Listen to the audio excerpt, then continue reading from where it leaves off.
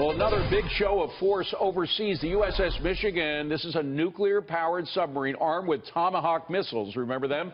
Docking in South Korea to join the fleet of U.S. forces in the region. This as North Korea conducts a huge live-fire drill to mark the founding of its military. Could our show of force in the region be joined with a diplomatic effort from a very unexpected U.S. ally, at least for President Trump? Here now is Claudia Rosett, Independent Women's Forum Foreign Policy Fellow and author of the book, What to Do About the UN. And Claudia, it is the UN about which I speak, not an institution that Trump has spoken very favorably of. But is it conceivable that they could help in this effort, a two-pronged effort, military force by the U.S. or a show of force by the U.S. and diplomatic force by the UN?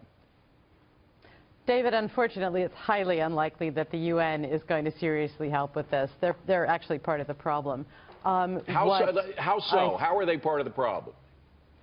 Well, it's the United Nations that admitted North Korea as a member state in 1991, along with South Korea, thus helping to legitimize the rule of this Kim dynasty that is now causing such incredible trouble, and was then. It's the United Nations where China and Russia still hold those vetoes on the Security Council. And Trump is engaged in some very interesting maneuvering, trying to basically say to them, you're going to play ball. You've got to do this our way. Well, Claudia, let's just play the president, words from the president yesterday, which I found is shocking because as much as he's dumped on the UN in the past, he was praising them in pretty high order. Let's play the tape. I have long felt the United Nations is an underperformer, but has tremendous potential. The status quo in North Korea is also unacceptable, and the Council must be prepared to impose additional and stronger sanctions on North Korean nuclear and ballistic missile programs. So is there any chance that the Council, he's talking about the UN Security Council, would do that, impose stricter sanctions on North Korea? Oh, I'm sure they will, David. The problem is, will those get any job done? Will they actually stop this threat? Because the UN Security Council has been imposing sanctions on North Korea since 2006, okay?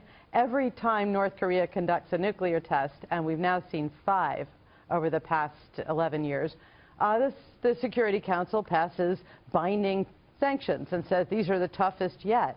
Well, North Korea carries on. One of the reasons being that whatever China and Russia and various other UN member states agree to with these sanctions, they don't necessarily do anything about it. They don't actually stick to what they agree to. Well, Claudia, I'm thinking of a variation of that old line, damn the torpedoes, full speed ahead. In this case, is it damn the UN, just full speed ahead with the torpedoes?